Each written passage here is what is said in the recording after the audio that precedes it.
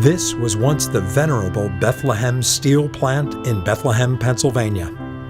The company which operated this plant opened it in 1904, and it became one of the largest steel producers in the United States.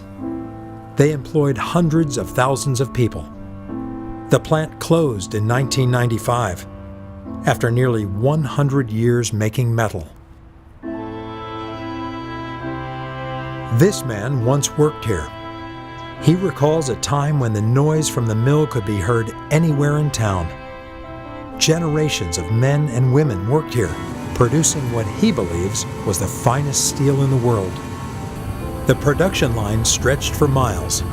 The work was dangerous, but the pay was good and the city of Bethlehem thrived. But the market changed. The cost of making steel in the United States began to rise, and the steel industry began to move to less expensive parts of the world.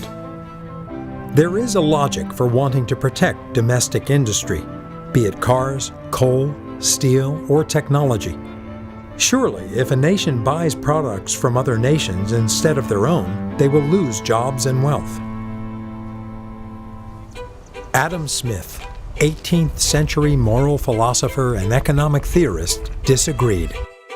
Smith was middle-aged when he resigned from his professorship at the University of Glasgow, becoming the private tutor of a young Scottish duke. The duke was a patron of the Scottish Enlightenment and managed a massive estate. Smith traveled with the young man for nearly 2 years throughout France and Switzerland. During this time, Smith met with many of the great minds of the French Enlightenment, who greatly influenced his views on trade. In particular, the French physiocrats, who emphasized agricultural productivity as a key part of a nation's wealth, and advocated a laissez-faire system where self-interest would motivate the activities of the economy. In Adam Smith's time, rulers calculated wealth by a nation's stores of gold. So, countries provided subsidies to encourage exports while enforcing strict tariffs to limit imports, all in an effort to stockpile gold. This early economic system was called mercantilism. Mercantilist policies were reflected in the massive monopolies of the time, such as the British East India Company, which, with the support of the British Crown, came to control half the world's trade, dominating the market for commodities such as cotton, spices, silk, saltpeter, which is the main ingredient of gunpowder, and, of course, tea. The nature of mercantilism encouraged belligerence, colonialism, and slavery, all to maximize the hoarding of resources to add to a nation's stockpiles of gold. Monarchs and rulers behaved as if there was a finite amount of wealth and everyone scrambled for a piece. They didn't realize the market could grow. Adam Smith viewed wealth in a radically different way. To Smith, gold did not represent a nation's wealth. Instead, the wealth of nations was to be found in the labor of its people and the capital that employed them. While tariffs may be intended to protect certain industries, they impact a whole range of others.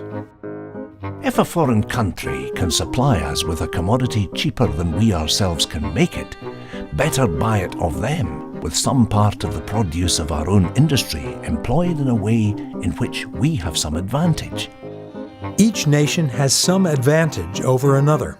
Accepting imports does not diminish a nation's wealth, so long as its people commit their labor to the industry or industries where they hold an advantage. And while in Smith's day a nation's commodities were tangible produce and products, now services too can be exported. This call center in India exports phone support to companies all over the world. Indian companies were able to develop and then dominate the call center outsourcing market, taking advantage of its English-speaking population, software industry, and labor costs. Hello, sir. Do you see the supply chain tab? Click that, please. Now click on the link which says suppliers. By allowing countries to freely trade their goods and services, people are able to enjoy the produce of the world as freely as the produce of their own nation. Okay, I see them now. Yes, yes, thank you.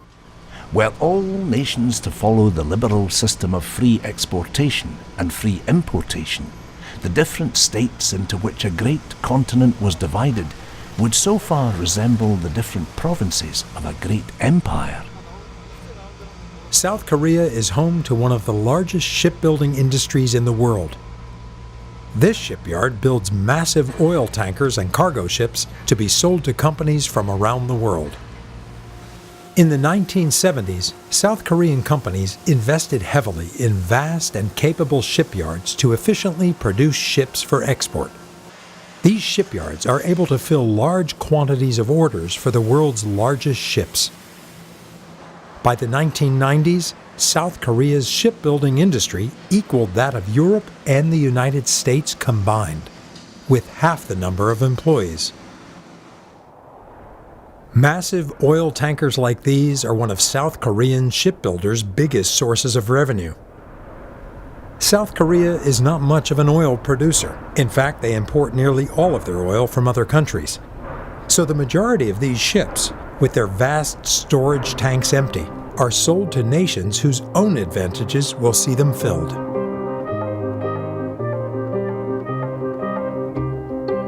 A country that has no mines of its own must undoubtedly draw its gold and silver from foreign countries, in the same manner as one that has no vineyards of its own must draw its wines.